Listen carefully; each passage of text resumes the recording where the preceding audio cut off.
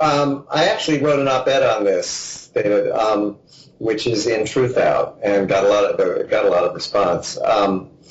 The basic argument, and I think this basic thread will link together almost all of the themes we're talking about, is that we live in a society that tends to see almost all problems in individual psychological terms. And so when we think about gun violence, we think, well, if somebody has shot people, the problem is a psychological, probably a serious mental health issue. And so gun violence gets this, and the United States has far more gun violence than almost any developed country in the world.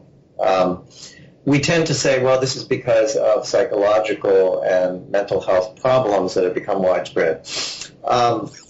And most of the response is not to control guns or not to change larger institutional structures, but to give, it's what I would call a therapeutic conversation. It's about the idea that people need therapy or individual punishment because the whole issue is defined psychologically. So my basic point, and this will come through in the rest of our conversation, is that the way our society is organized culturally and the people who tend to define and control the way these kinds of conversations take place have a stake in seeing the conversation focused on individual psychological dysfunction as against the idea, which is a more sociological and a more political kind of approach, of saying that there are things about our society that are built into the structure of our society which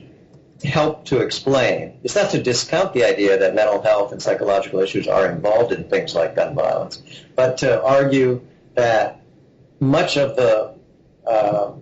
the problems that we're looking at, including gun violence, are a reflection of serious systemic and institutional problems in our society. So let's start with gun violence.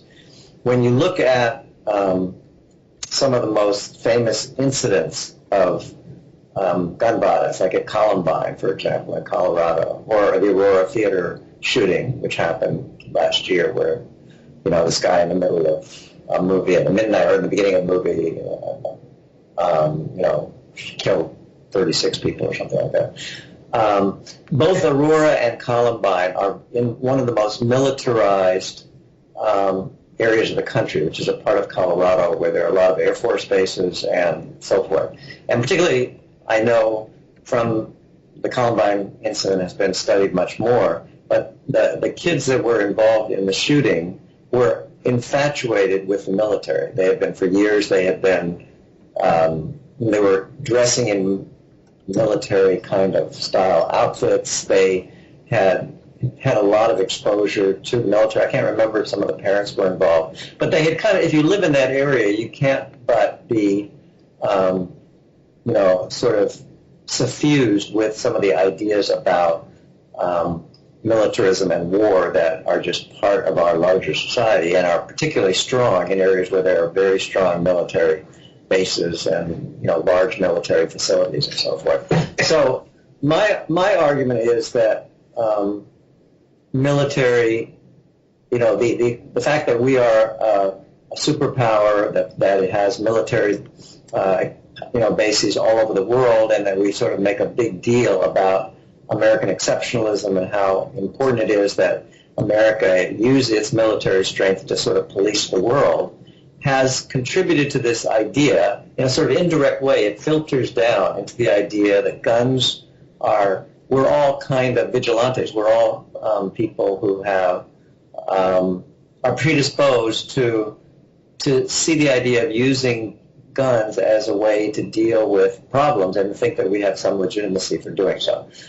Now, another point is the role of companies in this. Guns, there are a number of major companies that manufacture guns, both for the military and for civilian use, like Remington and a whole bunch of really big companies. It's a huge business, a multi-billion-dollar business.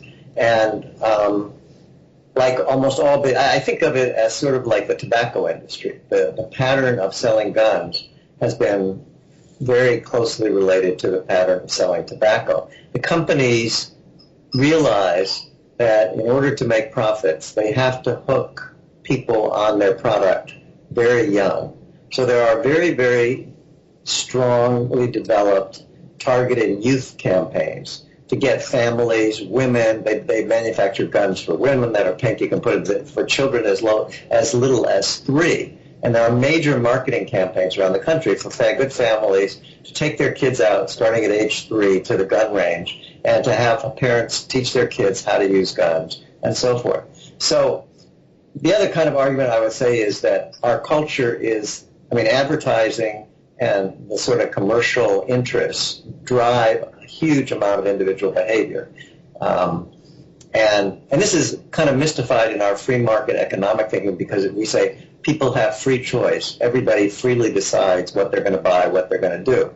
But of course, if you're thinking from a more sociological perspective, and I teach in a sociology department, so I'm sensitive to this, you know that people never have perfectly free choices, that there are social forces that are conditioning how we behave, and advertising and marketing there's a reason why companies put so much huge resources into marketing, because it works.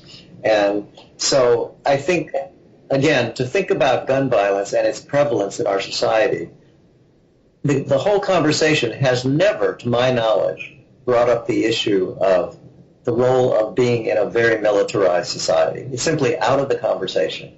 And yet I think it's an important factor in understanding why the United States has such a disproportionately high level of gun violence.